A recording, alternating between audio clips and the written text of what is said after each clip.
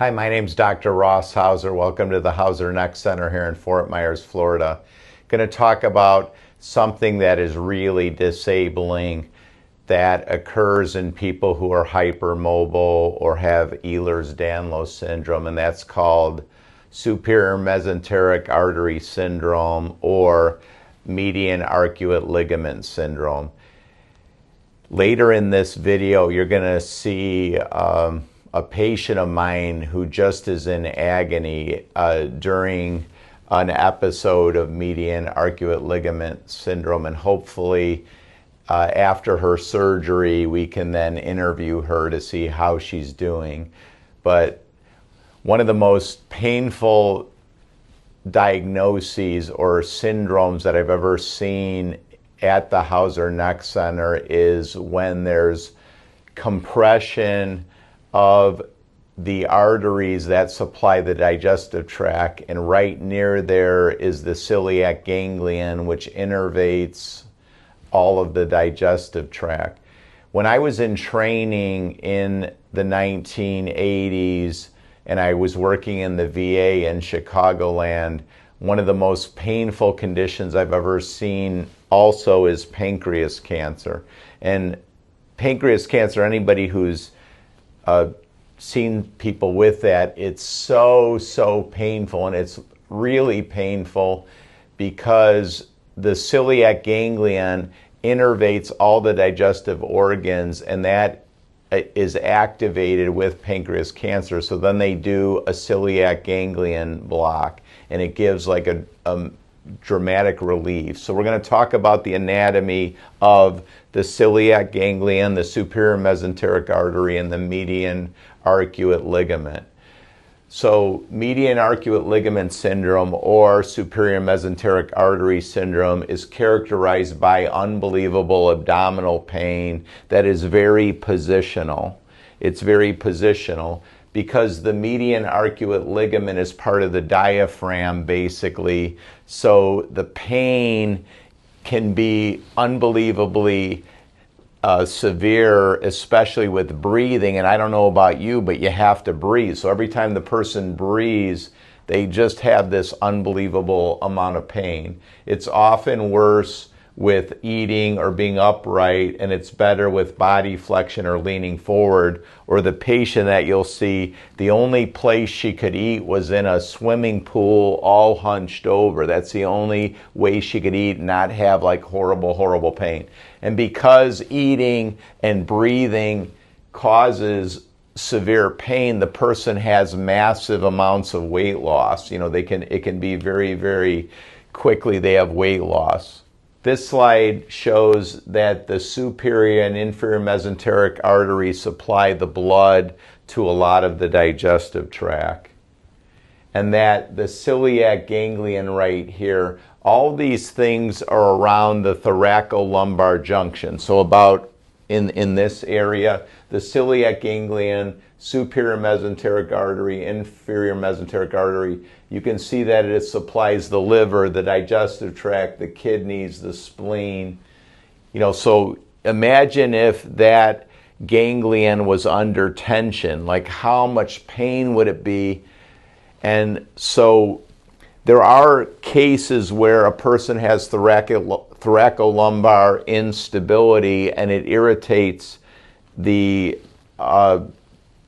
ganglion just a little bit, and I've seen cases of this when there's people who have non-specific abdominal pain, and it can even be severe, and nobody can find the cause. So if you have clicking, popping, grinding, like in the lower back area, right here at the thoracolumbar junction, and you have clicking, popping, grinding, and you have pretty severe abdominal pain or abdominal pain where nobody can figure out the cause, it may be that you have thoracolumbar instability irritating the celiac ganglion or one of these ganglion, and the treatment should be prolotherapy to that area. And we've definitely had cases where we did aggressive prolotherapy in the unstable area and it resolved this significant abdominal pain.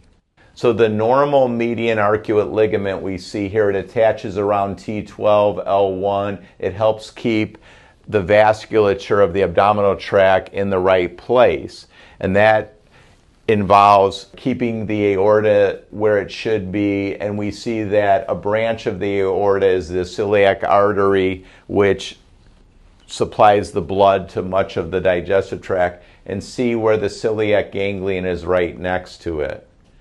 And here you have the median arcuate ligament, you have the mesenteric ganglion, you have the celiac ganglion, you have the celiac trunk, you have the aorta, and it all sits at the thoracolumbar junction. And with MALS, what happens is this ligament starts stretching and compressing the celiac ganglion along with the various arteries, including the superior mesenteric artery. So then guess what? The stomach, the digestive tract, the various organs don't have the normal blood supply. So you can imagine the nerve supply is irritated, then it's not getting enough blood supply. Can you imagine how painful that would be? So this is what it looks like normally, and then when there's MALS, it starts irritating it and stretching the celiac artery. In this illustration, there's instability in the ligaments from T12 to L2. The median arcuate ligaments getting stretched. It starts compressing the celiac ganglion and artery, and that's what causes the severe abdominal pain. And again, normal anatomy, abnormal anatomy. So one would know that it probably is related to instability of the thoracolumbar junction, the spine, because there's clicking, popping, grinding, and the person would have pain around this region. And then you make the diagnosis by either ultrasound or CTA, CT scan angiogram, looking at the celiac artery. So we can diagnose superior mesenteric artery syndrome by a decrease in the superior mesenteric artery angle, which is that angle.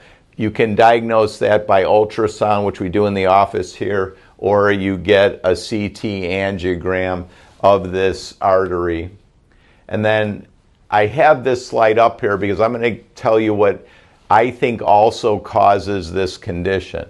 This is a barium swallow, and see the anatomy of the stomach. So the stomach sits right at the thoracolumbar junction.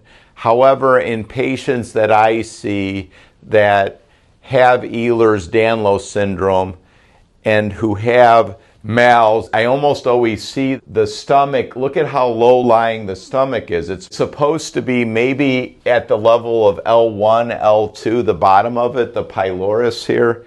And look at how low this patient is. It basically is in the peritoneal cavity.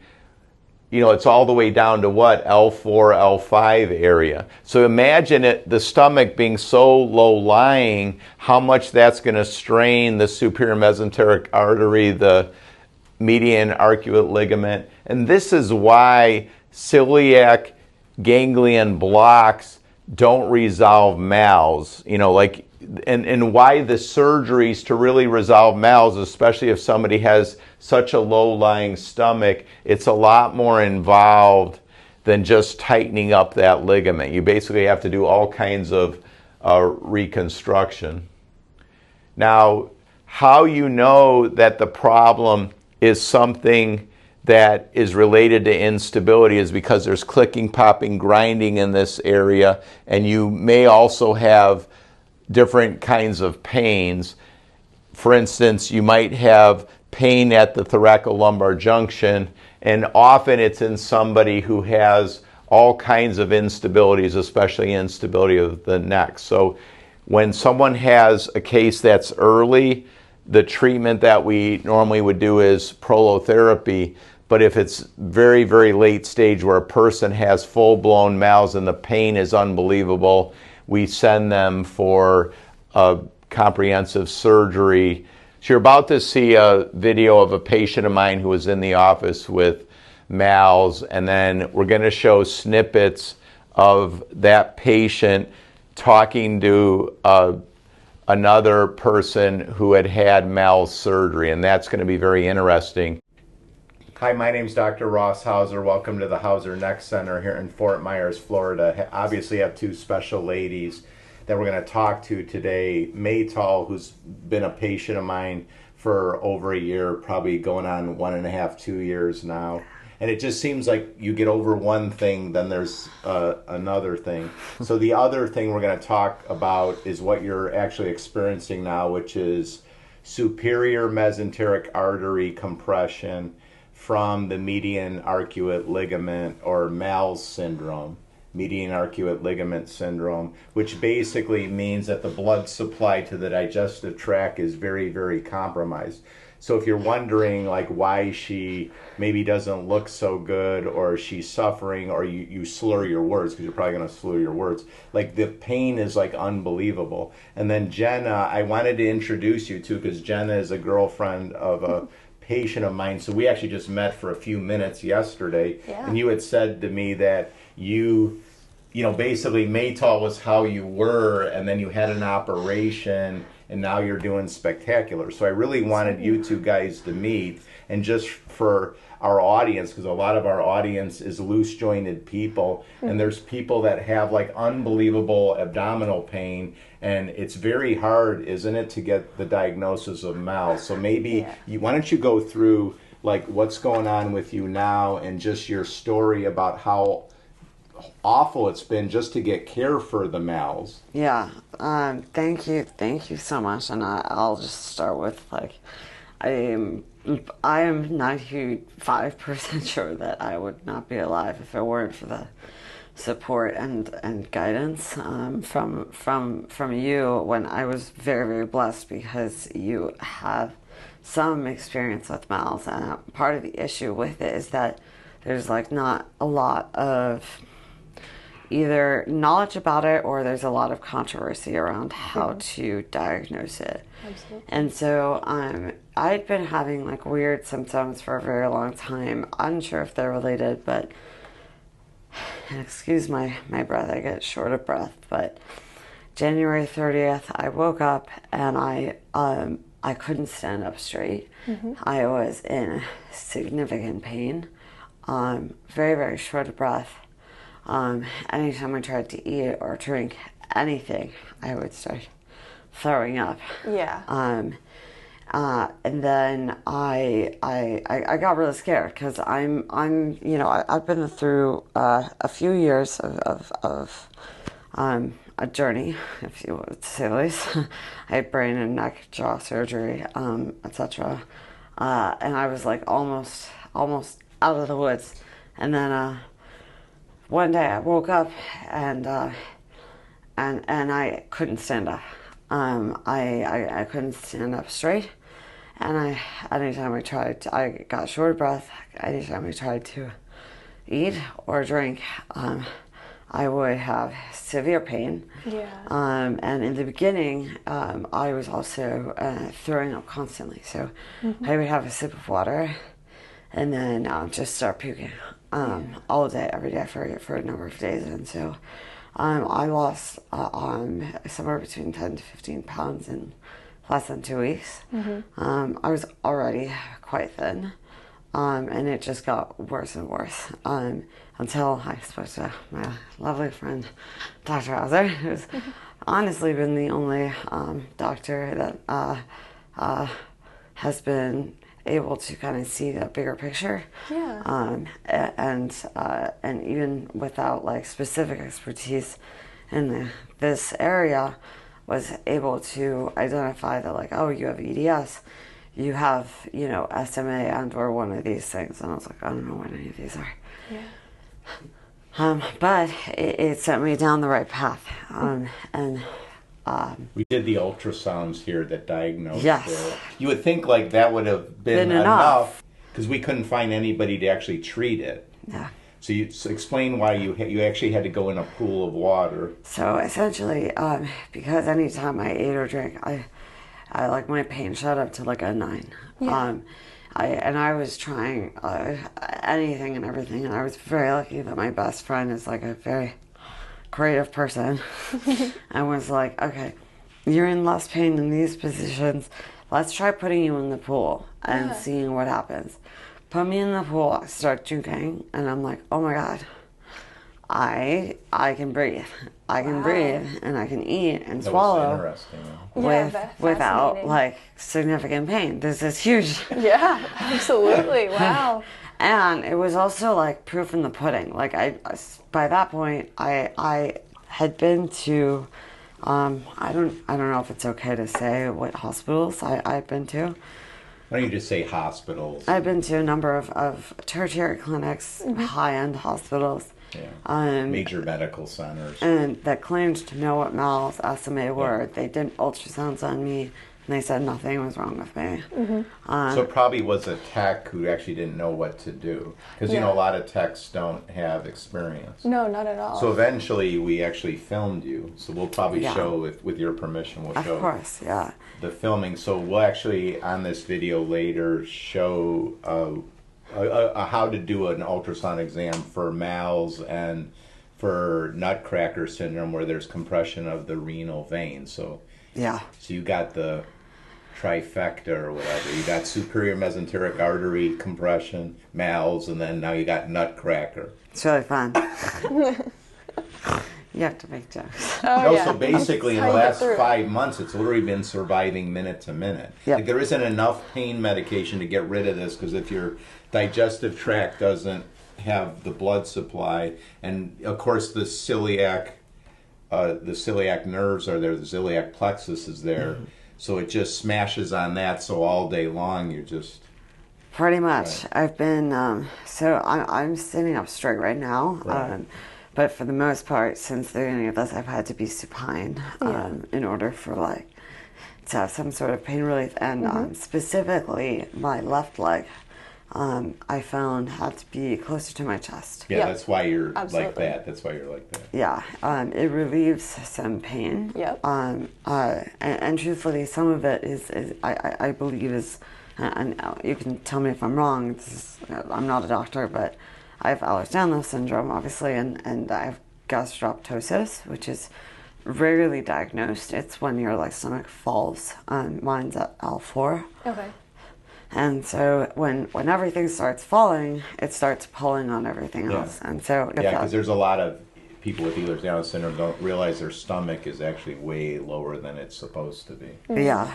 And I think that alone was even, pulling more pressure. Yeah. So being upright is part of the tricky part, and a lot of the bigger hospitals don't actually test you while you're upright. Not at all. Not at all. You know, very much so. So yeah, did that answer your question? I apologize. Yeah, no, that's okay. That's okay. Obviously people could see you're in a lot of pain, and we appreciate you're doing us a favor, but I did want you two to meet, and then we'll hear Jenna's story. But what was intriguing is usually before they do any MALS surgery, whether it's stenting or the kind of surgery you had, they say that you're supposed to get a celiac ganglion block. So why don't you just explain, was it easy to find somebody to do the celiac ganglion block or not? And then what was your response to that? That's a tricky one, because I think, to be honest, I've had a lot of difficulties with some of my past procedures. I had a very rare brain version of craniocervical and atlantoaxial instability that caused seizures that literally only Hauser knew how to diagnose at first. And so, I think most doctors were at a little bit of a loss with what to do with me. I lost my train of thought. No, then you were explaining about the celiac plexus. I was just saying, was it hard to get that, or you had to... So trying to find a doctor to convince that, hey, I suspect that I have SMA and MALS was, I'm sure probably part of your experience too. Yep. Is not simple. Doctors don't like being told what to do, or that they don't know what they're doing. But the truth is, this is a very rare condition, and most doctors don't. And it's unfortunate that patients have to take it into their own hands a lot of the time. So it took a little bit to actually find someone to do it, mostly because they only want to do it on cancer patients, and they're like not quite aware. So I had to get some notes from Dr. Hauser, who was kind enough to explain the extenuating circumstances, and I was able to get it across the state. I couldn't get it within insurance here. I had to go across the state, which movement, I don't know if for you was really painful, but Yeah. Absolutely. It was. Yeah. Okay. Oh yeah. So I actually did horseback riding. So I did a lot of athletics, which I didn't realize in the long run was actually damaging and increasing more problems for me. So yeah, absolutely. Any movement, just like you, drinking, eating, breathing was just living was When a did task. you have it? When did you have the MALS? surgery? Well, when did you have MALS? When did the symptoms start? Well, honestly, And what was your story, maybe? my symptoms started when I was a kid. Okay. So when I was in middle school, we just thought I had a lot of problems with throwing up and eating.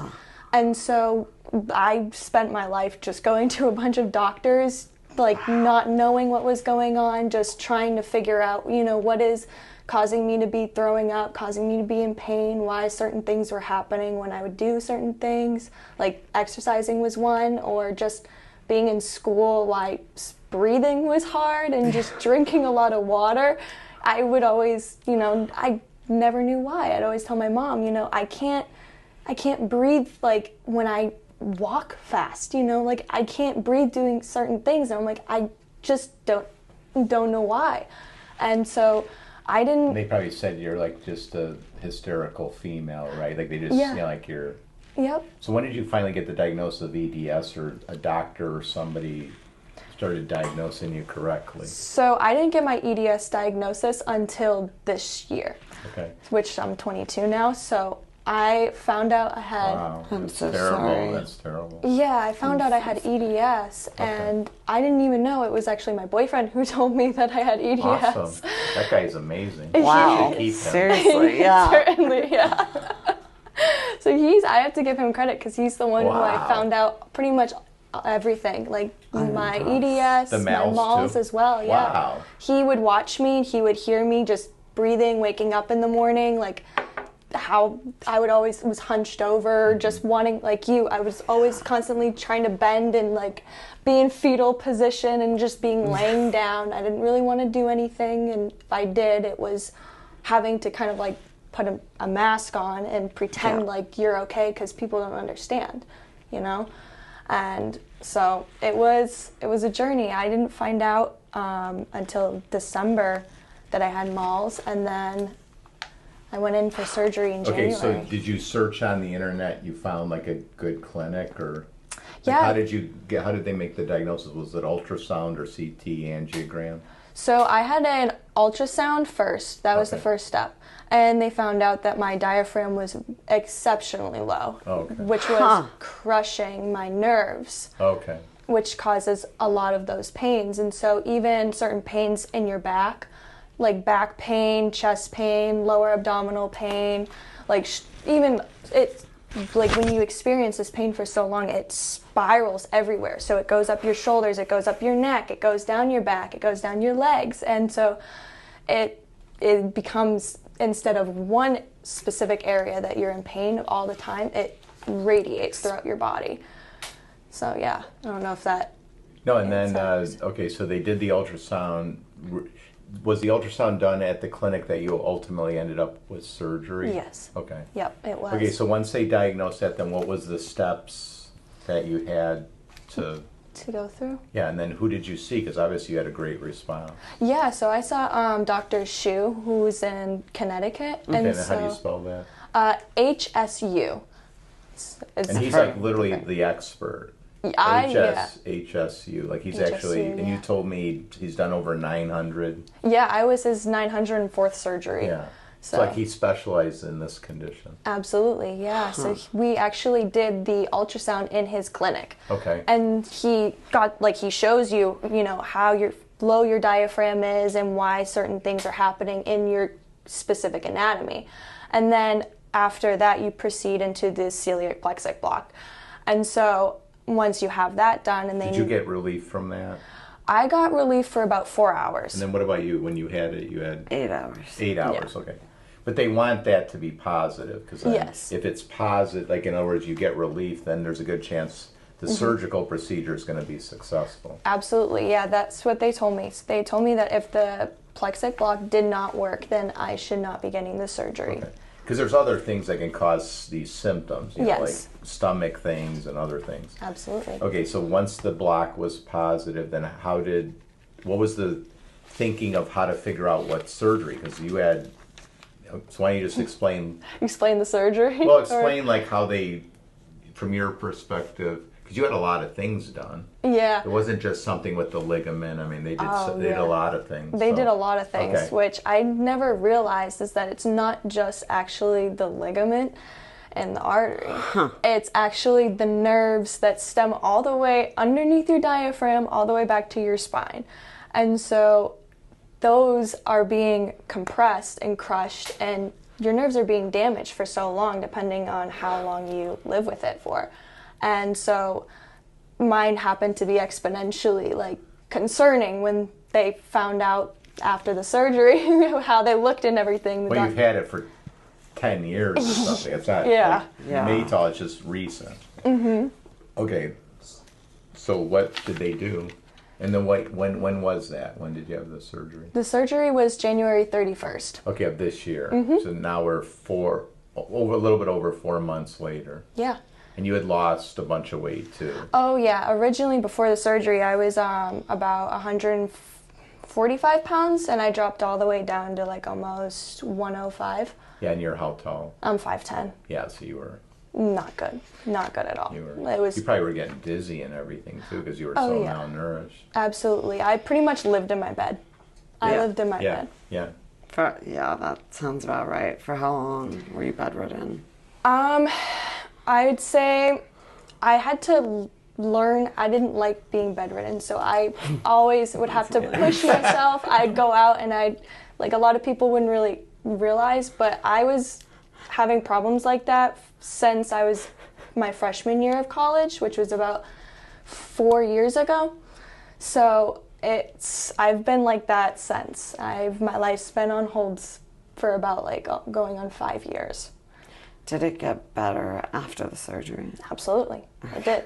So explain what the surgery was, and then Yeah. what the recovery was like, because obviously there'll be people watching this who probably have MALS. Yeah, of course. So the surgery was they take about 2 inches of your diaphragm on each side off, and they kind of like lift your diaphragm up and tuck it to your side. So it's They put it in the right position. Yep, absolutely. Okay. And then they take that ligament and they take about 2 centimeters of it in the middle, and they take that out. And then they take all the nerves that were being crushed by your diaphragm. Mm-hmm.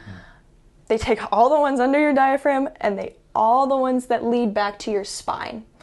They take all of those out as well. Oh, they did? Yes. Okay. Yep. Which is Interesting. yeah. So like most people, if you have the surgery done correctly, which unfortunately a lot of times people will go to a surgeon and have to re-get it done again. But if you have it done correctly, you'll have about like a 6-inch incision from underneath your chest down to above your belly button. And so after you get the surgery done, for me, I had complications. So you're usually supposed to be in the hospital after surgery for about a week, maybe 2 Okay. weeks at most. I was in the hospital for a month. Okay. I had a lot of problems with being able to eat after because everything was so, I would say my body had to get used to having this new anatomy and everything that was realigned, repositioned and everything. And so I was, in and out of the hospitals and like going through ambulance rides, trying to, finagle to keep me sustained, right? To be able to eat, to be able to not throw up because I couldn't stop throwing up. And after that, I was able to start eating again, and everything kind of subsided once I got out of the hospital. And then since I've been able to eat, I've been able to drink, I've been able to breathe. I've now started playing tennis. Oh, great. And yeah, I'm starting to think about going back to horseback riding. Okay. Wow. So you have the option to go back to doing some like hard impact things. Absolutely, yeah. When he was explaining, does most people, from your perspective, did the Dr. Shu believe that because you had it for so long you needed a more extensive surgery, or that's kind of what normally people need? You actually need, it's almost like diaphragm reconstruction, sounds like. Yeah. So I didn't have anything out of the norm done. It was like your basic procedure for this surgery. Okay. And so, yeah. Interesting. Okay. Yeah. So that's really interesting because the surgery that was explained to me by the Dr. Shoehead. I don't know if you've heard of him. He's Dr. Schumann? Shoehead. Oh, Shoehead. Dr. Denny Shoehead. Okay. He's like on the board of directors of the MALS PALS Foundation, and like one of the newer specialists and I think of him as like the Hauser, like you came in with Prolo, and like he's like doing minimally invasive surgeries. Okay. I'm not sure if he was even doing these things when you needed your surgery, but from what I'm understanding, you had an open surgery. Yes. Yeah, okay. Absolutely. I'd say it's definitely an invasive surgery. It's not one that most people usually go through, especially it's not your typical day surgery. Yeah, well, yeah. So have you seen that doctor? Have you seen Dr.? Yeah, so I've met with Dr. Shuad, and his approach is minimally invasive. Okay. It's not an open surgery. And basically he goes in, from what I understand, with a probe and then snips the ligament. What he did explain to me was that after, usually patients kind of deteriorate a little bit after the surgery, and then they start to get better. Yeah, that's similar to what you had, kind of. It's one of the ways that I was explained that you could possibly have. A lot of other people also get it done laparoscopically, which is just like what you explained. The only problem with that is that unfortunately a lot of the times the ligament and even like the nerves around it grow back. And when they grow back, you later down the line end up experiencing the pain and the problems that you have already. Interesting. Yeah. So that's why they actually took out the nerves on me, is because they explained that if they didn't completely take them out because of the age that I am, they would eventually grow back and I would have the new nerves get damaged again because of this. Because you were too young? Or it's honestly just if you're at an age where your nerves can regenerate and regrow, then it's 100% possibility that you could have that happen, and a lot of people have to go in again and get it done. It sounds like if part of the problem is the anatomy is goofy, if you in other words, but that's a doctor's decision. Is a low-lying diaphragm, or in your case, a low-lying stomach, is that part of it? Because if you just snip the ligament and those other things are irritating the celiac plexus, the nerves. That would be a question to ask. Yeah. Yeah, want to get rid of and you can always, let me ask you this. Yeah. Did the doctor, does he do telemedicine? Or did you have to go there? Did you first do a telemedicine? So since I was close enough, I physically drove there, but he does do telehealth appointments as well. Yeah, I would love that reference. Because then you could show him, him the stuff we did where your stomach was real low. Yeah. We did a barium swallow and her stomach was real low. So if the stomach's low, it's probably the diaphragm's low too, actually. Probably, I would say so. Yeah.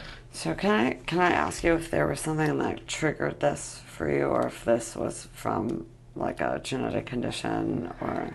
I wouldn't. I mean, I could possibly say that from falling off of a couple horses, that definitely would increase the triggering and the likelihood of being triggered.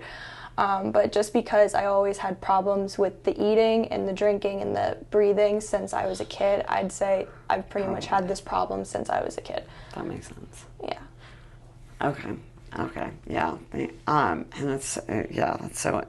I mean, it's honestly, it's sad that it took so long for you to get diagnosed, but I'm so grateful that you did, and like. You look like you're healthy. Right? Yeah. Oh, like yeah. The before You look like and the you have after.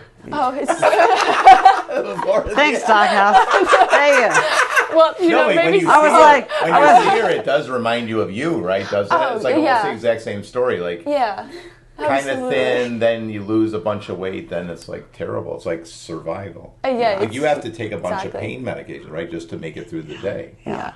Although I will say it is getting better because so long story short, I had a very rare form of brain seizures that Dr. Hauser diagnosed me with. My skull was falling off and like hitting my brainstem. I was getting many concussions, and that was causing seizures. So I was recovering from a brain and neck surgery when. And then they broke my jaw, and I had to have another one. But then after I was recovering from that, this happened. Oh, man. Yeah, it's terrible. But I'm hanging in there, and so I'm really, really glad to meet you. Because I mean, truthfully, I think some of the difficulty around having Ehlers-Danlos, which is like the real cause of all my issues, is that like. Every time I've like felt like I've worked really hard to kind of move forward, something unexpected that's out of my control happens that pulls me back. And the most important part to keep moving forward has been to let that go and just keep tackling the next problem ahead. And that's why I was asking you about like, you know, how it started and if that's kind of similar to you, or you know, if that's so I'd say yes, it's certainly I'd say it's very similar. It wasn't easy getting the diagnosis at all. Like I knew nothing about it whatsoever. Like I didn't have my boyfriend, who is very intellectual, if he didn't do his research, I wouldn't be where I am today, because I didn't even know where to start. You know, I think that's the hard part, is you don't know where to start, certainly when you can't get answers from doctors, and doctors kind of think you're crazy sometimes because you're talking about all these problems. They're like, well, I don't know what this is, you know? Well, and all the scans that you probably did have some scans and they were negative. Yeah, absolutely. Plenty of scans that came up negative. Did you have any experiences with like ultrasounds being different upright versus not upright? Not upright versus not upright. So I wouldn't say no. How did he do the ultrasound when you were there? I was laying down. Okay. Interesting. Okay. Yeah. I think sometimes doctors forget, like, the anatomy can be a lot different in different positions, and we live our lives upright. So so some people will just have mainly have symptoms when they're upright. So you got to scan them when they're upright or they're symptomatic. Yeah. But most tertiary clinics and test books say go supine, and that's how I figured out that like my supine measurements are like maybe 60% of the ones that they are when I'm upright, which is why it's so tricky to diagnose. And you have to know to have a doctor like Dr. Hauser who will listen to you, or someone who knows EDS who won't let their ego get in the way and actually just hear you out to help you figure out what the real problem is. Yeah. And to be honest, like, this has been going on for me since January 30th. There have been a couple of moments where I really, really didn't think I was going to make it, because I've had already 5 years of, like, somewhat tumultuous challenges. Absolutely. And I like, Dr. Hauser was, if it weren't for Dr. Hauser pointing it out to me immediately, I don't know where I would be right now. And that I think. Steven, he's been amazing. Well, that too. Yeah, I'm blessed with two, actually, in my view, perfect human beings. Ones that listen to you and understand you. You both have significant others that are amazing. Like they're just Yeah. amazing. Like they're just there and they're there to serve and they're like amazing. So. And they're willing to test. Yeah. And I think one of the other hard parts is about this specifically. I don't know if you had the same experience, but the pain was so bad that I actually scared a lot of people away. Like I asked for help from family and friends that came and they got scared and left. And Steven was the only one to stick around. Yeah. Which you know, everyone has to do what they have to do, but obviously it takes a toll on you. So Of course. one of the questions I was going to ask you was like how you coped with that, With all the pain. and the loneliness, and if that's something that even happened to you, because I'm sure I'm not the only one. No. So how I coped was honestly, I have an emotional support animal. So before I met my boyfriend, I totally used my emotional support animal. Like a dog. Actually, I have a cat. He's a rag doll. So he was my little guy who stuck by me every step of the way. You know, every time I was in bed and throwing up, and he was there with me night and day. He wouldn't leave me. If he knew that something was going on with me, he wouldn't exit that room. He would just be glued to my hip the entire time. And I'd say, honestly, coping with the loneliness was not easy. It was a lot of times kind of unfortunately having to get used to being alone and kind of unfortunately having that space where I had to accept that I was alone for a while in that. Yeah. And that I did have people who wanted to understand and wanted to help, but there was just a time where they didn't. And so, sorry. It's okay to cry, I understand wholeheartedly. Yeah. It wasn't easy at all. I'd say my faith got me through it. I want to give you a hug so bad. Go ahead. Is that okay? Can I give you Yeah, a of hug? course. Of course. Okay, I'll come to you. I get it.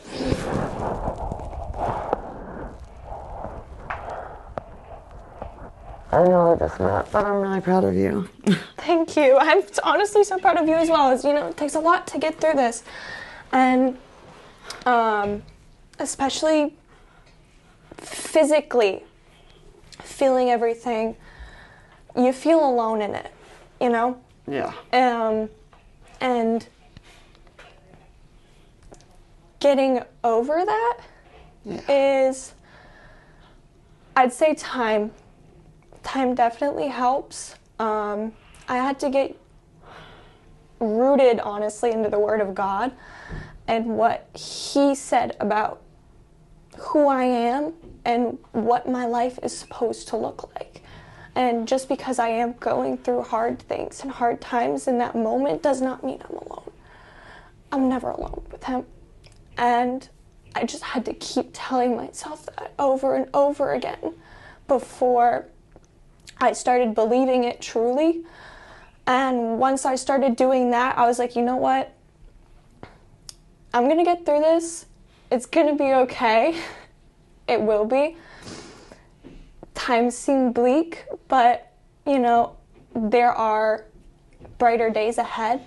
There are possibilities of healing and changing things, and they might not be exactly the way we expected them to be or how we planned, because life certainly is never how we try to plan it to be. Kind of gets ripped out from under you at times, you know? But honestly, just telling myself that, finding small things every day to look forward to, even if it's the most minute thing ever, like just getting up and just going and making yourself a sandwich, or getting up and just going outside and breathing fresh air, going for like a small walk if you could. Those were the things that I started kind of counting my blessings. And I was like, you know what?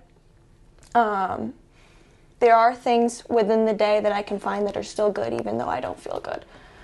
And once I started doing that, that got me through it. And then I met my boyfriend, who had a lot of health problems as well, happened to be the same ones, just as me. How did you guys No meet? way. How did you guys meet? We met at a breakfast restaurant, actually. I was currently working because me being me, I can't not do something. I can't not. You were a waitress? Yeah, I was a waitress. And he was a patron? Yep. Yeah, he came in and he actually was having a doctor's appointment that day. Okay. And he came in, we met, and so ever since then... You started talking about things? Yeah, he explained a lot of his health problems, and Okay. so that helps me open up to talk about mine. And when we started talking about things, he was able to go, okay, I think I can explain and enlighten some things that might be going on in your life that I also experience. And I was like, okay, let me hear about them, tell me what you know. And so he explained a whole lot that I didn't even know, didn't even begin to understand. It took a while to be able to grasp fully everything, because what we go through is something that's not easy to be grasped. You know what I mean? And so I like to talk about that because you're like so polite about it. I'm like, I vehemently agree with you. It is so impossible for people to truly understand the days in and out, because no matter how much someone cares about you, they get to walk out. yeah. And you don't. Oh yeah, 110%. I've had plenty of moments like that, and it's not easy, but when you do find that one person who will stay with you through it all is what counts. And I don't take that for granted. I've had a lot of people walk out and didn't stick around. So when you find the people that do, it means a lot, and he stuck with me every day. Watched my mannerisms. He'd see how I was living my life, and he'd be like, you know what, you need to go and see this person. You need to go and see this doctor. And I'd go, okay, you know what, I've been to plenty of doctors, tried plenty of treatments, plenty of tests. What's one more, That's honestly how I looked at it. It's just, what's one more? And I went there. I do not regret it at all. I genuinely don't. It's something that they give you the opportunity to choose whether you want the surgery or not. Mm-hmm. If you do not want that surgery, even if you should be having it, you do not have to go through it. They give you that option, which I'm very grateful for. It's not a thing where they say, hey, listen, this is a problem, you're going to get it done, whether you like it or not. They give you the opportunity. They tell you there's a 5% chance that it might not work. Are you willing to take that 5% chance risk?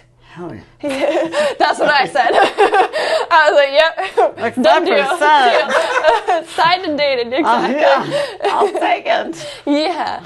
And so... Sorry, I apologize. I probably did not feel that way at the time, I imagine.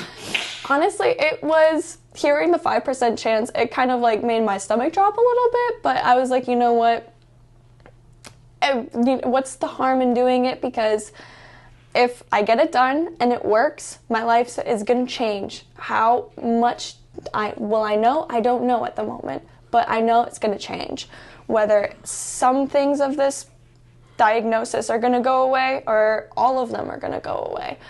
And I was fortunate enough that all of my problems have gone away. And I haven't felt the way I have since a child, genuinely playing in the grass, running around, being able to breathe and do flips and cartwheels and everything. I haven't felt like that since a very long time. And I wouldn't take it back at all. I really wouldn't. That's incredible. That's incredible. And it's... I'm genuinely so happy for you. Thank you. Like, after so much, like, torment, you deserve that peace. Thank you. I'm really, really happy for you. Thank you very much. That means a lot, and I'm happy to be able to help, because honestly, that's what I just wish that other people can have, is what I've experienced. And if I can help and do that, then by all means, you know. I've met so many people when I was even in the hospital that have gone through the surgery as well, whether it be their first or second time. Everyone wavered, but most of the time, within a week, they'd be out of that hospital and they'd be going on to do different things. And I would say physical therapy, if you do choose to go through with the surgery, physical therapy is another thing that has helped immensely. Oh, did you do that? Yes, I did. And then how did that help? It helped drastically. Before getting physical therapy after the surgery, I was having a harder time recovering. Okay. And a lot of the scar tissue wasn't being able to be kind of broken up and healed. So I just started with doing a couple of stretches, like 3 stretches, laying down on some heat for about 15 minutes. And once I started doing that for a couple of weeks, I started noticing massive amounts of improvement. I would hear like these little gurgling noises, which I've never heard ever in my entire life. It sounds like you have a whole little vending machine going on. But apparently that's the scar tissue breaking up, and I didn't realize that. And so, over time it went from being able to do 3 exercises to, okay, we're going to do some small workouts now. And so now I work out for an hour and a half, twice a week, sometimes more than that if I feel up to it. Yourself or with a trainer? Or? No, with myself. Oh, great. Yep, at home. Like what kind of things do you do? So I just do pelvic neutrals positions, so getting used to kind of sucking your belly button back to your spine and being able to hold that for about 6 or 5 seconds and then releasing. And I started doing that for 10 times in the beginning, and now I do that 10 times, 3 reps or 4 reps now, and it's helped strengthen my core as well as like your glute bridges. That's another one where you focus on that pelvic neutral, is really like sucking your belly button back to your spine and tucking your hip bones in, and it's rebuilding what's been kind of like cut open, because when you have the surgery, it's a big scar. It's something that you're not gonna, you got to get used to it, is what I'll say, you know. But it's re-strengthening and kind of like regrowing those muscles back together, right? And so that's happened within about 2 to 3 months. Really? That's short. Mm-hmm. Yeah, that's good. Yeah. And wow. Yeah. And that was an open front. Yep. Yeah. Wow. Open front, like your chest and abdominal area. How long was the surgery? My surgery was about 3 hours. Okay. So usually other surgeons, they'll say it takes about 6 hours or more sometimes. Okay. But with Dr. Shu, it took me 3 hours. Is there does he have any follow-up, or they just, and then what do they do in the follow-up? Just see how you're doing? Yep, so in the follow-up you go in, he examines your stomach. He doesn't really poke around because obviously he knows what's going on, and so he'll just by kind of looking at you, he'll go, okay, you're a little swollen here, just keep doing your abdominal exercises, and other than that, you're good to go. Okay. And so he pretty much told me that anything you want to do, you can resume doing. So it's, for me, hearing that was exactly. Wait. My face, I'm like, what? Yeah. Like, all things you can revert back to doing. Yeah. Huh. And you do not have Ehlers-Danlos syndrome, right? No, I do. You do? You do. Mm-hmm. Mm-hmm. Yep. And you run? Yep. I run, play tennis, ride horses. And that doesn't hurt your joints? I mean, it hurts your joints, you know, Right. but sometimes the more muscle you build up around those areas, the less your joints have to kind of compensate for things. And so by doing that, getting on a horse it's fine. You might have some joints pop out, like I've had my hip pop out, you know, in the mist, but as long as you can get it back in, you're good. You get right back on and ride through it. Yeah. Does Grady like horses, your boyfriend? No. I only said that because you always are with like your opposite. It's always like if you love horses, he probably doesn't like horses. No. It's like it always amazes me. Like it's just like funny, isn't it? It's definitely. I didn't expect it. He is my opposite, but you know he supports me through it. But it's interesting, like what you had mentioned about your faith. So you know, I was raised Jewish, then I became a Christian or accepted Jesus Christ as my Savior in med school. Mm-hmm. So maybe you could just walk us through that, like, you know, you always had a faith in God, or it got strengthened, or you had the illness, then all of a sudden you turned to God. Like, why don't you share a little bit about your faith journey? Yeah, of course. So honestly, I wasn't huge into faith when I was a kid. Okay. I had my dad who was religious at the time, and so I'd go to church, but never really truly understood the word. It wasn't until college where I started reading more, and I was like, you know what, I need to start kind of applying this to my life. I feel like... You say reading the Bible or the New Testament? Or? So I started by reading the New Testament, okay. And then by doing that kind of helps me understand a little bit more about Jesus. Okay. And the more I was able to understand Jesus, then I was able to go, okay, you know, there's a couple things in my life that I can change and turn away from. And by doing that, I gained a new perspective. I gained a new outlook. And that outlook was what got me through all of my health problems. Just like God's by your side and He wants to help. Yeah, absolutely. It's that, and then just honestly, it's not as easy as it sounds, genuinely, because when you're going through everything that you're going through, and believing that you know that things can actually work out for the better, you have a hard time believing it, and so for a while there, it wavered from, okay, you know, I believe, but you know, why am I? Anything helping me? Exactly. Why am I still going through all these health problems? Why am I not getting anywhere? Why am I still in bed? Why am I having my life ripped out from underneath me? You know, why are all these things happening? And I started realizing that the more I had taken away from me in life, how small things that I would notice would get changed. And what do you mean? So by that, it would be, I'd go to a doctor's appointment and I would hear, okay, you have gastroparesis, right? They'd tell me that. And so, yeah, you know what I mean? No, it ain't that. And I go, okay, you know, we found something here, right?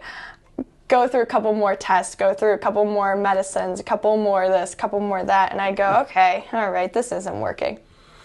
This is not working. What do we do from here? And I just would keep reading, and out of like nowhere, I just suddenly started thinking, you know what, if it's not now, it's gonna be maybe not next time, but it's gonna happen. Yeah. And I started getting this thought process and this outlook the more I read the Bible and the more I kept reading. And you don't really understand how you can be transformed by just reading the Bible, but it genuinely changes your outlook tremendously. I just kept reading, kept pushing myself, even the times when I'm like, you know what, I don't believe this, or you know what, I don't want to read. I'd be like, you know what, just at least 5 minutes, or just one chapter. And I'd read, and I'd feel so much better after. I would be sitting in bed, and sometimes I wouldn't even feel pain. I would just be able to feel a small amount of relief and peace for just 5 minutes. And after that, I would go, you know what? Okay, this is something that I need to pursue more into. And I did. I kept pursuing, kept reading, kept kind of like fighting for that. And over time, every doctor that I would go into, and I get told, you have this, no, you don't have this, you know, you're crazy, you're not crazy, I'd go, all right, I know what my life entails. I'm not gonna let this get me down, because if it's a no now, it's gonna be a yes later on. And I would just keep telling myself, there's something to be learned from this. I don't know what it is at all, but there's gonna be a lesson that I'm gonna be learning, and kind of like, how do I prepare for it? And I would just start being like, all right, you know, what can I do to continue to kind of give myself this hope? Focus on something that's not my illness, because I was surrounded by it. And it's hard to focus on the good when you're in the bad. And so I would start going, all right, what's one way I can get closer to getting back on that horse? And I would tell myself, I'm not getting back on that horse until God's timing is right there with me. And so I would start doing small things, and I would start pushing myself, whether it would be just getting up out of bed or getting down on the ground and maybe doing a couple leg exercises, because I was so weak at the time. I would just find small things, and I go, okay, that's enough. Like, this is my one goal for myself. Achieved it, that's okay. You know, there's plenty of times that I've had people tell me, you know, a whole lot of stuff, and they don't understand whatsoever. And I would have to just keep reminding myself that I have health problems that people do not see and don't understand, and that's okay. Doesn't mean that I'm not going through it. Yeah, that doesn't mean I'm not going through it, and it doesn't mean that I can't give myself grace when others won't. And that was a big thing, because that's beautiful. I was beating myself up mentally because of everything, and I would never give myself a break. I'd constantly be trying to figure out how to fix the situation, how to fix everything. And once I realized I couldn't, I was like, you know what? We got to start somewhere else. And that's where I started, and it just helped ever since.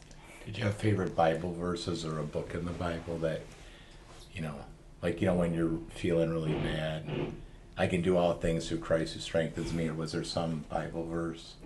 The one that stuck with me, even through going through the surgery, was, do not fear, for I am with you. Do not be dismayed, for I am your God.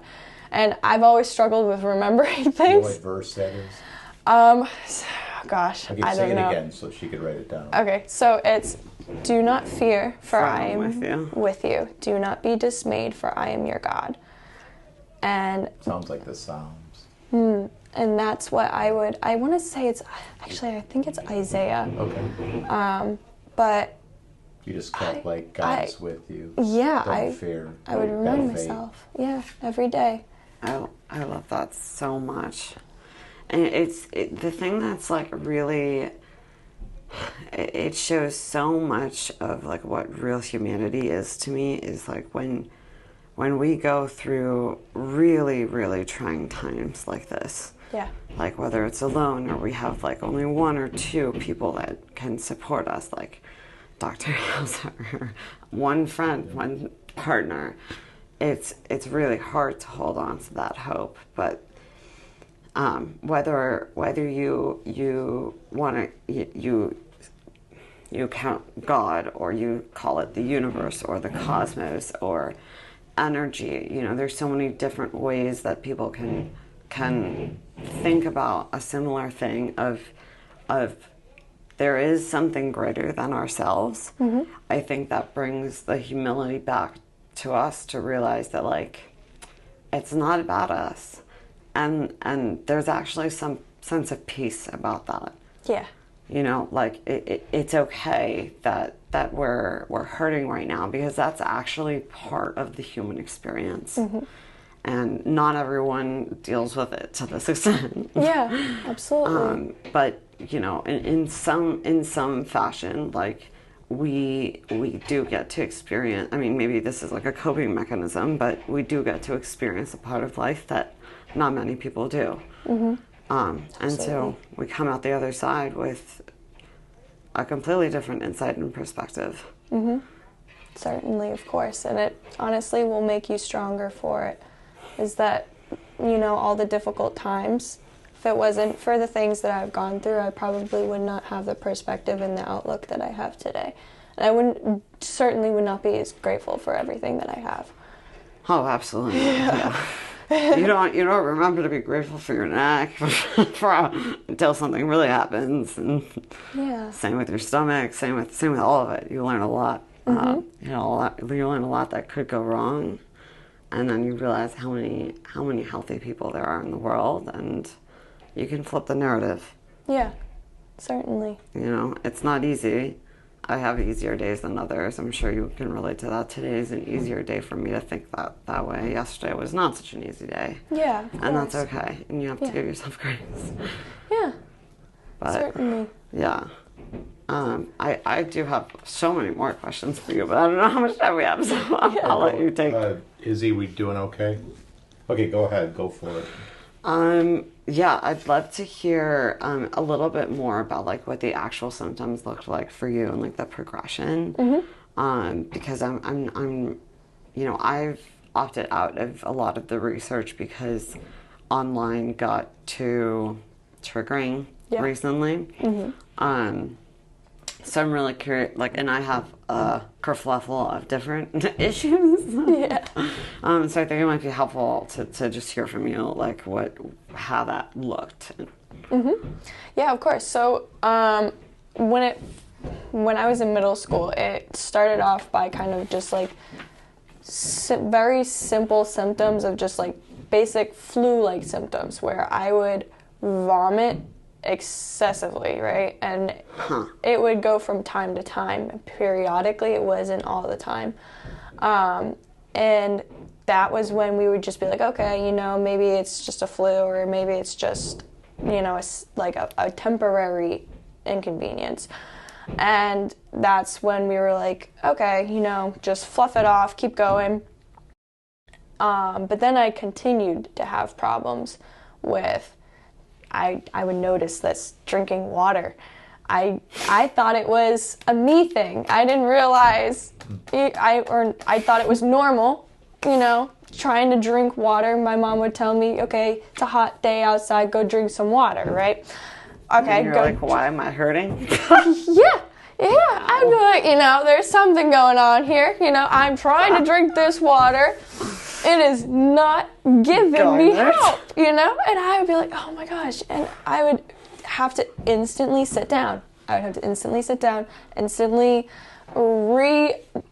just stop everything and be like, okay, you know what, just like take a breath. You know, maybe I just drank too much water. In reality, it was a glass of water. And I would be like, okay, you know, this is normal, right? I grew up thinking that this is what people would go through. I had no clue.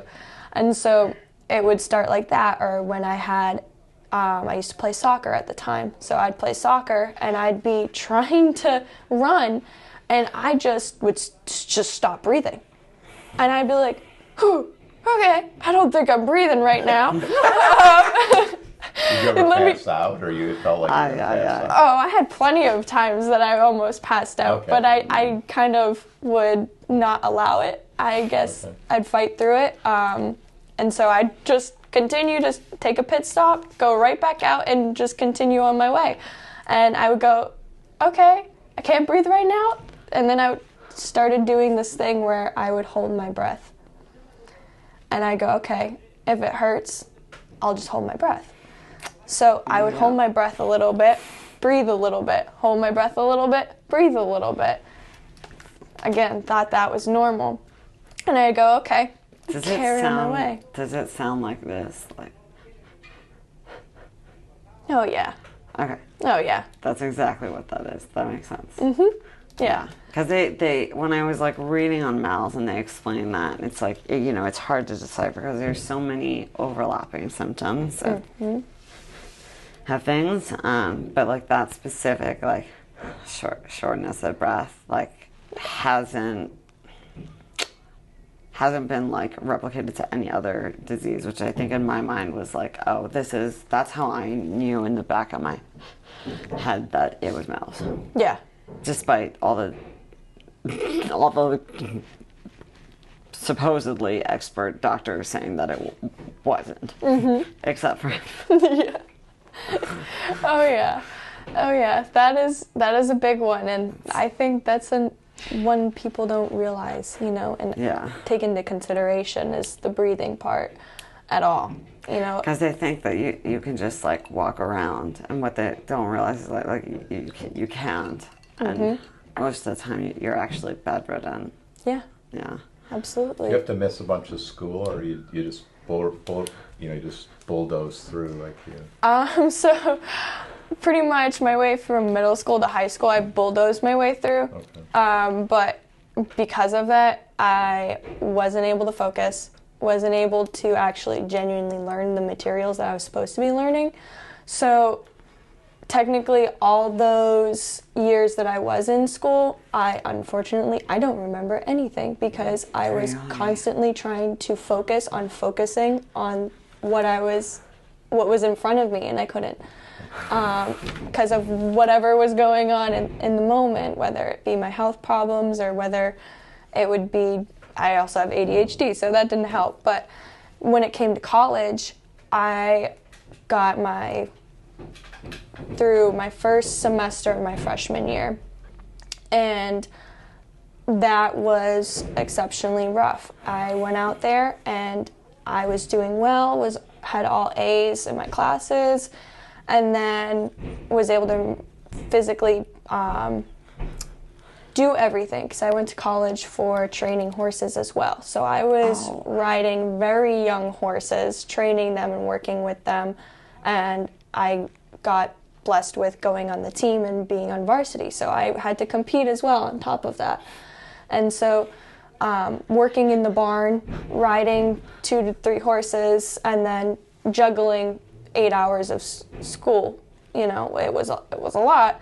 I started to go from here to down here, and then how fast was that? Literally within the first semester. I didn't get to finish my freshman year of college. I haven't been able to return since.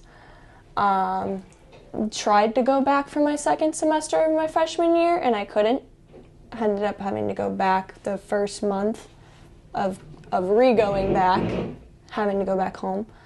And yeah, I flunked not all my classes. I got opportunities to be at home and to catch up. But if I was not given that, I wouldn't have gotten grades. There was one class that I did fail because of it. And then on top of it, I had a really bad injury of getting thrown off like 6 feet up in the air, down on the ground, landed on my back and my head. Oh no. No helmet. And so that did excessive amounts of damage. I had a concussion and I didn't realize it. So going through school and work and continuing to ride, that took a toll. And then I was throwing up from about 3 a.m. in the morning all the way till about like 1 in the afternoon consecutively. Couldn't stop myself, and I didn't know why. I'd have to be running to the bathroom or staying in my dorm room on the weekends and just throwing up into my trash can. Wow. And I didn't understand why. I just was so confused. I was like, I'm eating, I'm working, like I'm trying to do everything that normal people do, and I just unfortunately cannot have this subside. And it was not stopping. I would be in the middle of cleaning a stall, and all of a sudden I would have like my vision go out. Wow. And Like completely, or tunnel vision? Oh no, it would completely go out, and I'd have to like hold on to the wall. And I remember one of the times actually having to say, you know what, I need to go home. I can't keep going through this. I can't work with 1,000-pound animals like this. I also had chronic migraines, so having migraines and a concussion and vomiting, and then continuing to go to school, continuing to ride horses, and continuing to do barn chores on top of it destroyed my body, like destroyed it. And so I've been home since recovering. Did the surgery, after the surgery, did those other symptoms go away? So all the other symptoms, the migraines and all that stuff, it went away? So the migraines have been a little bit outside of that. I have Botox and I get injections in my stomach for it, which I haven't really had too many problems with anymore. But I would also say that my oxygen levels are a lot better now. So because of that, I have more oxygen getting to my brain. And so I don't have a lot of problems with that. That's good. I still have them, but yeah. So you feel like your breathing is pretty much normal? Oh, that's wonderful. That's incredible. Yeah. And the fact that you're able to like exercise and still, that's incredible. Yeah. You mentioned earlier that like, and I completely relate to this, that it was like all consuming in some fashion. I think I'm changing your words a little bit. I want to make sure. It's okay. No, you're good. You're getting what I'm dropping. Okay. And you mentioned that like, you know, your faith and prayer was something that like really helped you kind of hang on. Did you develop any other coping mechanism skills for dealing with the pain and the loneliness and like the all consuming, and like I assume it like made you start ruminating as well, because I think it naturally does that. Yeah, it does naturally do that. The other coping mechanisms I would do would sometimes alone time. I know that's genuinely wouldn't make you think, you probably want to stay like out of your head, you know, but sometimes alone time was the best thing for me, because it gave me the time to just kind of like give myself time to be like, okay, whether certain people were trying to help and they just couldn't because they couldn't understand, or, you know, medicines weren't working, because any medication I would take would not work whatsoever. Like no medication at all.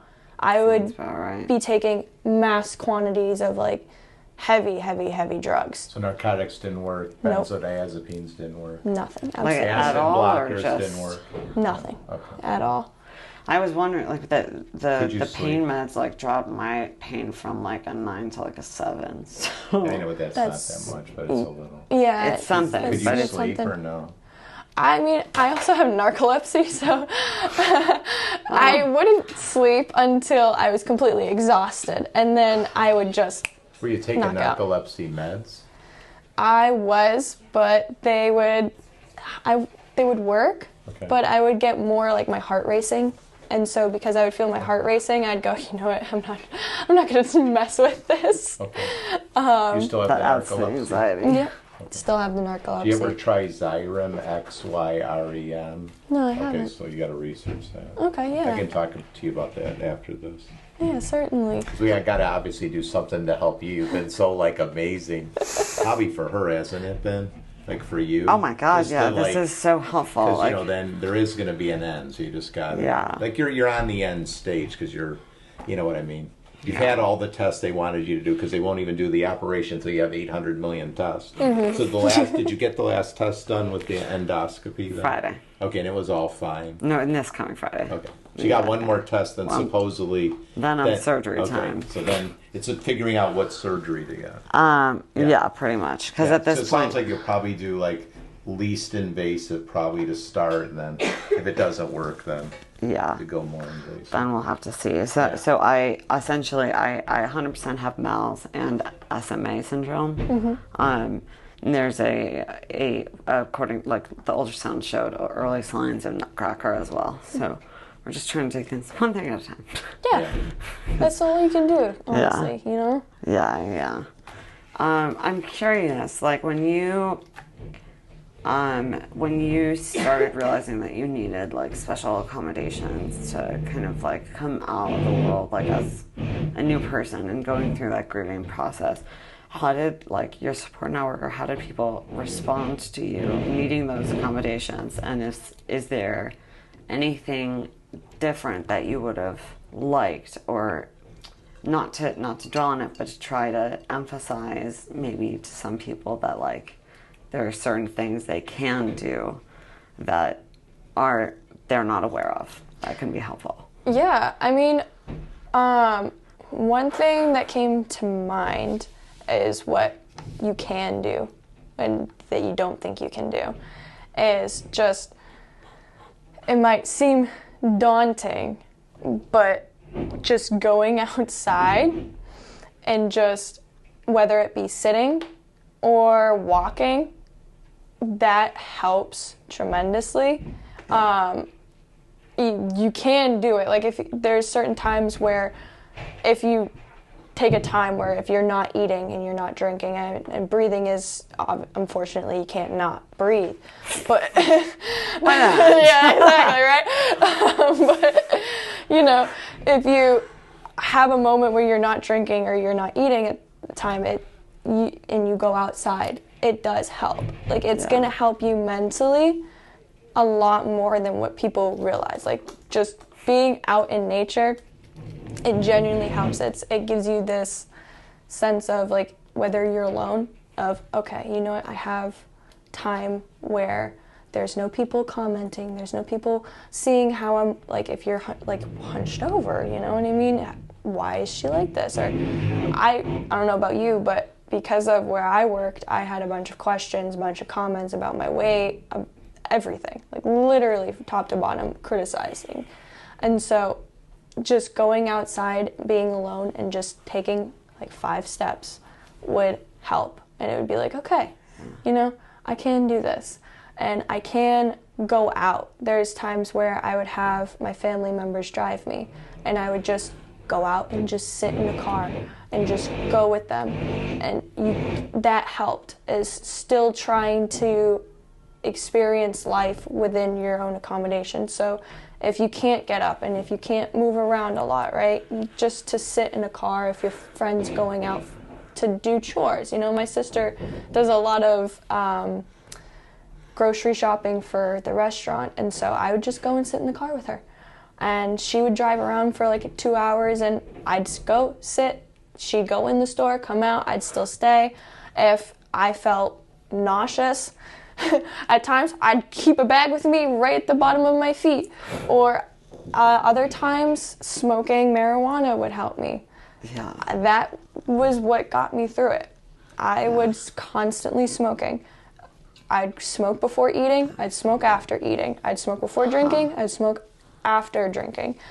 It would relax my muscles, because when you're in so much pain all the time, obviously your muscles are tensing so much where it causes more pain. Yeah. And so it relaxes you, and it also gets you out of your headspace at times as well. Yeah. Because at times you're constantly consumed with overabundant amount of pain. Yeah. And when you can't get out of that, there's really not much that can unfortunately pull you through. So if you have something that can at least relax your body, it helps, like excessively. And I, would start small. Obviously if breathing is a problem, I'd start small. But I'd noticed that when I would smoke, I would be able to go, and I would be able to take a deep breath, and I'm like, holy moly, okay. Or I'd be able to kind of like go from this, because I was constantly doing this. Like what I'm doing right now. Yeah, I get it. And so I'd constantly go from doing this to being able to go just to this. Okay. And then from this to go this. And then it would go from being able to lay flat. And then I'd go, okay, here we go. Now we're getting somewhere, is when you're able to fully stretch. Yep. And once I was able to fully stretch, it helped And you could do that lot. with weed. Yep. Interesting. Okay, I haven't been able to accomplish that with weed yet. But I want, this is actually a question for you, because this might be relevant to other people. So I have severe gastroptosis, where my stomach fell to L4, and I suspect that the reason why it's severely more painful when I'm upright is because when I'm supine, it all goes back to its normal position. When I'm upright, it all falls significantly. Yeah. And it's tugging on that nerve that's wrapped around it. Probably, yeah.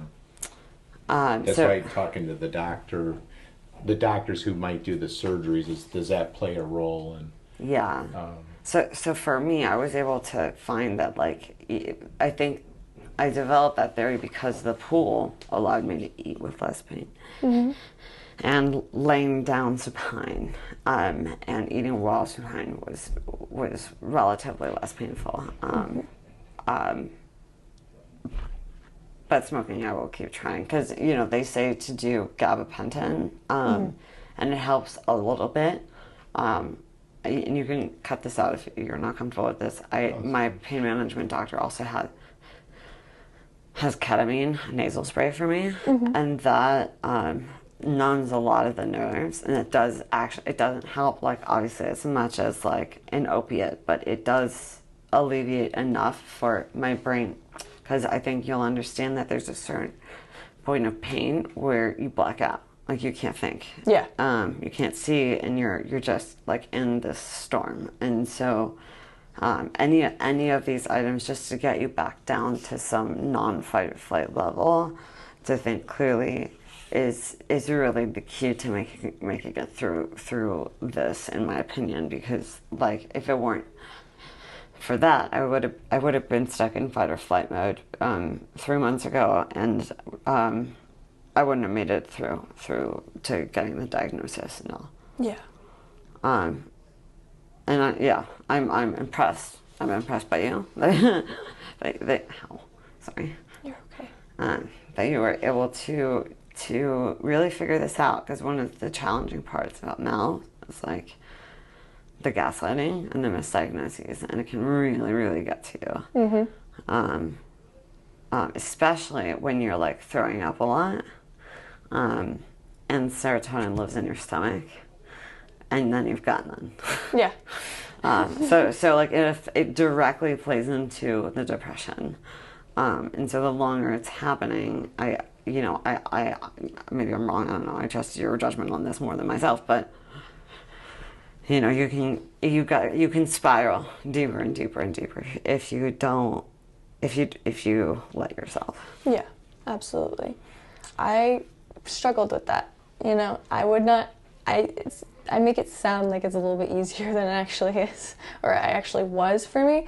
I struggled with that a lot, and it's like you said, it's constantly, it's a fight. No matter what it is, unfortunately, it's a fight. Whether you're fighting to keep yourself in a good headspace, keeping yourself out of that fight or flight mode, and finding ways to honestly help yourself, which is whether it be laying down, whether it being, like, at the end of the day, you know your body best, right? And so only you're going to be able to know even the smallest things that can help you in certain moments. And by learning more and focusing, literally, like, overthinking on every little thing, whether, like, I had to think about what would happen before and after I drink, before and after I eat, before and after I breathe, and over analyzing myself to the point where I go, okay, this happens when this occurs, and then going, all right, so I can do, like, for the eating, if I smoke, I'm going to be able to at least eat a little bit so I can keep myself sustained, right? And if I do that for like 5 minutes, okay, then give myself a break, do it another 5 minutes, and then just keep doing that, keep fighting for that. And then in the times of getting blacked out and being in so much pain, at times I just zone out and just go, okay, my body needs to, like, I need to just let go. At this moment, I need to let go because Surrender. if I keep fighting at certain times, my body's only going to fight back, right? And knowing when to do that is exceptionally tough. But in those moments, I would just lay down and I would smoke like that, like I would say again. And then a lot of the times, the second I'd surrender and smoke, or I would pray as well, I would instantly have like a second just to like breathe. And the second I would have that, I'd go, okay, we can have a moment. If we can have one moment, there can be another moment. And I would go, okay, just keep focusing on if there can be one moment, there can be another moment. And it's honestly just like giving yourself grace, doing baby steps with yourself. If you can't, like other times I'd have a hard time being able to just get up to go to the bathroom. Being able to know who's around you, who you can trust to be able to be so vulnerable with, to the point where they're not gonna judge you, right? And when you have that, you can go, okay, I need help. Because I would always go, I don't need help, I can do it, I got this. And I'd go, you know what, I need help. And I would take times and admit I needed help, and I needed other people to help me with things. And I wouldn't expect them to help me, right? But when they would, it would give me exceptionally like a comfort. And even if my body isn't comfortable, at least my mind is. And genuinely just giving myself time to heal my mind through it all is because when you're physically going through a lot, you're mentally going through a lot as well, right? And so if you can't do much about your body, you can at least do something about your thoughts and your mind, and you can at least grab a hold of that and go, okay, like there can be two ways I can look at this. Am I going to look at one way that's going to make me spiral, which I don't want, and because I've had that happen before. It's terrible. No one wants to be feeling that. Yeah, exactly. And so I would constantly say, okay, like there's two ways I can look at this. Am I going to look at it this way, or am I going to choose to find small things? And just finding the small things, giving myself grace and accepting help when needed is what helped. Because even with my boyfriend, he would call me out. I wouldn't even have to ask for help half the time. He would just automatically just be there for me. And I would go, you know what, like, you don't realize how much this helped right now, because I don't talk about it at all. But he saw enough of what was going on and knew enough to go, okay, this is... Something's wrong. Something's wrong. This is what she needs in this moment. And if it's not a take-all, cure-all thing, at least I can help with one small thing. And those small things, they do add up. They really, really, really do. They do. I'm so grateful that you have that. And I'm grateful that I have that, and I've continued to say that, because I'm sure you've seen stories where people don't have that, and I do think like that support from people that you really believe and know love you and care about you as a person helps give you strength. Like the fact that Dr. Hauser has been one of those people for me since this started, like it is no small thing. Especially with all the other gaslighting from all the other doctors. Like I don't know about you, but I've seen over 400, and I would say over 90% of them told me nothing was wrong. I ended up needing brain and neck surgery. So like they don't know what they're talking about. Like at the end of the day, I think my biggest lesson is you got to trust yourself. Like, only you know. Mm-hmm. And whatever gaslighting comes your way, like, you just have to, like, take it with a grain of salt as much as you can, because no one is a god and no one knows everything about you. Oh yeah. Only you do.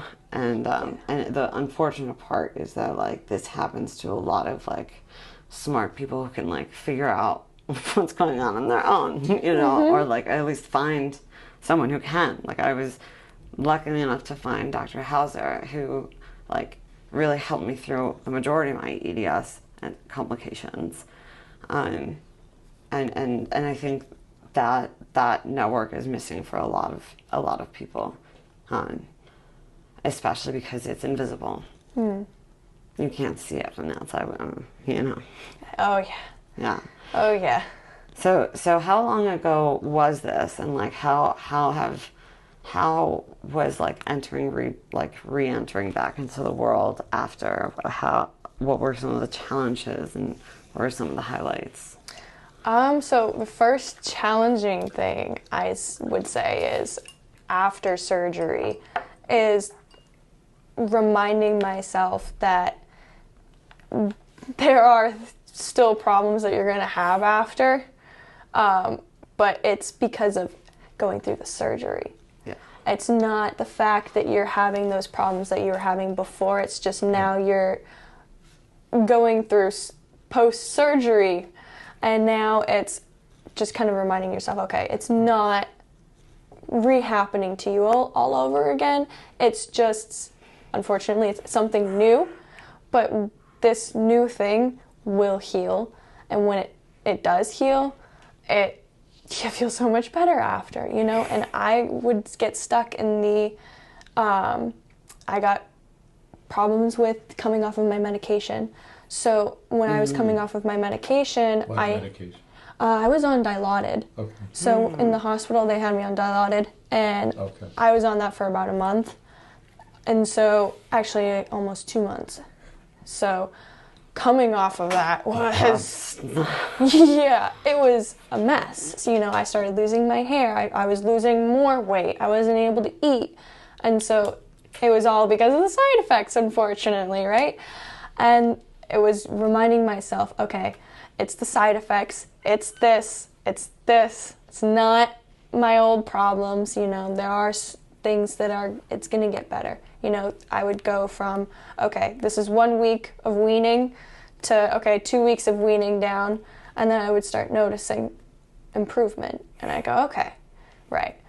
So it's the second I completely get weaned off of this is going to get better, right? And so I started noticing that. I started going to physical therapy, started getting stronger physically and mentally, and not on any medication. That was another thing that helped, is coming off of the medication. I'm completely off all my medication. Wow, like amazing. The only thing I take now is Botox for my migraines, and then that injectable for my stomach, which is for my migraines. I don't take anything else. Okay. Yeah. And so I never thought I would be here, like ever. That's mind-boggling to me, to be honest. Like, you should see my house. It's a pharmacy. Just to survive, Yeah. So how long were you going through this before you could get some relief? Like, from the time that like it really, really started to like it getting worse, and then finally getting surgery, and then having relief. Like, what was that timeline like? For me specifically, it was way too long. It's like I said before, I was a kid, so I had from when I was around like, say, 10 years old. From 10 years old up until being 22, I did not get any relief or any help for this. It wasn't until, honestly, that I met my boyfriend, and he, like you said with Dr. Hauser, how when you meet someone who like understands a lot, right, knows a lot, is willing like also to do the to know where to start when it comes to doing your research, right, is a huge key, because I didn't know where to start. I didn't know enough diagnoses. I didn't know enough like problems where I could start to research. He was able to do all that, and so because he was able to do all that, he was the one who guided me in that sense to really find the right people and to go to the right people. And when I did, that it went from suffering for 22 something years, you know, till just within not even a year getting better. And it wasn't like... How long have you felt really good, like the last 3 months? I'd say about like last 2 months. Okay. It's been 2 months. So after the surgery, it did take a few months because you had to get off of meds and da-da-da. Yeah. So you're 2 months in your new you. Mm-hmm. Right? Absolutely, yeah. Yeah, in your new you. Yeah. But the prognosis is very good. Mm-hmm. Like really, really good. Yeah. Do you know the Dr. Shu in his surgeries, does he have long-term data that you know of? Or just, there's probably just people who've been well for years and they just probably are on the internet or whatever. Yeah, so there's actually a lot of different stories where there's been patients that have gone and gotten a surgery from someone else, right? And then they think that it's gone well, and then he has seen them and there's still symptoms going on, and then after he sees them, they get fully everything done, where it's a lot of it. It's like taking the nerves out and then lifting your diaphragm. And did he do a test that showed that your diaphragm was low, like, or was it just the chest X-ray, or how did he? It was the abdominal. Oh gosh, I'm drawing a blank. The CT scan. Yeah, it was the CT scan, and it was the. Oh my goodness. Angiogram? No, ultrasound. That's what I'm thinking of. Ultrasound. It was the ultrasound that he did that showed, and after that he knew. Okay. But why don't you guys, just exchange and then, and just thank you so much for... Of course. Yeah, seriously, you could see why I wanted you guys to meet, like, because she's going through this, and I'm like... Because, again, it's a God moment. Like, it's like, Grady just happens to be here, then you just happen to be here at this exact time when we're trying to get her the right care, and then we don't even know who to go to. Yeah. Then... I you can see where this encourages you, because now you have somebody who is well. Honestly, it's like I felt the light at the end of the tunnel last week when I got the nerve block, and then it kind of went away, and like just speaking to you, thank you. Of course. Thank you, because like I for me this has been the challenging part of just like being bedridden for like 3 months. I'm a doer. And but early on, if we knew about you, it probably would have helped like 4 months ago, because then we would have just, you know what I mean? So yeah. So why don't we just figure out if somebody wants to contact you or something? You should maybe talk to Izzy, because you might want to just be a light, like just be like have a wet email or something, so people. Yeah. And even if that's why we do these videos, because it's who knows how many people all over the globe are just suffering, and it's like. They have no idea where to start. They have no idea, so then... Yeah.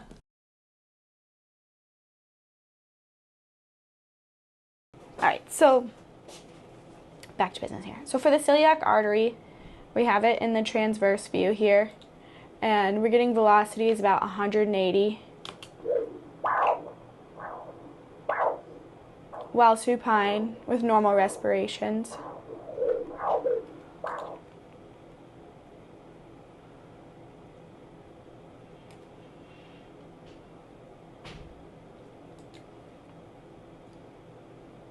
Another thing that's kind of super obvious in this view is how dilated the left renal vein is on the right side of the screen there.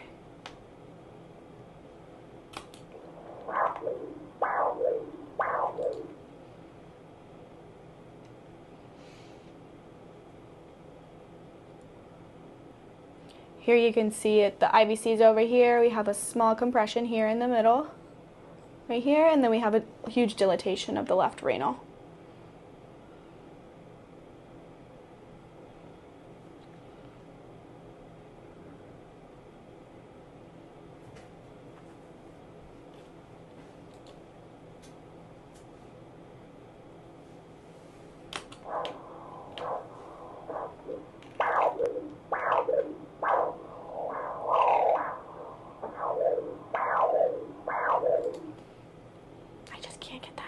Meytal, give me the number now.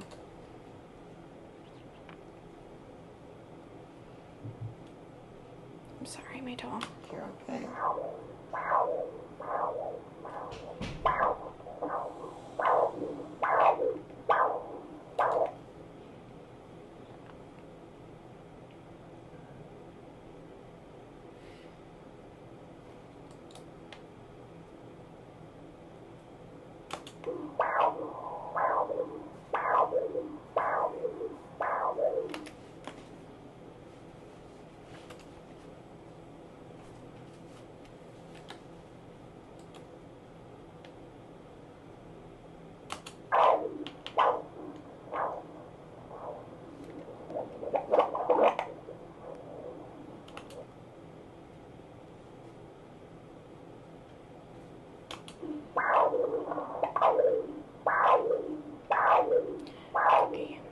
We're at like the mid segment of the SMA here.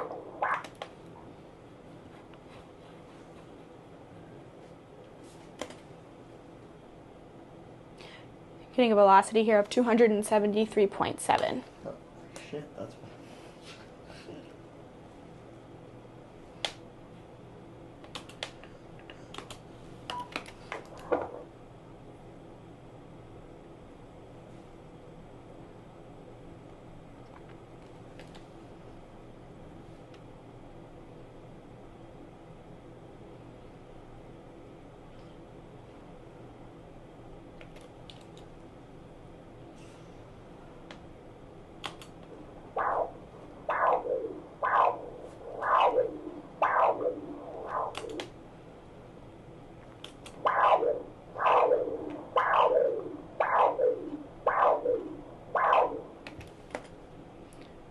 Same spot, 282.4.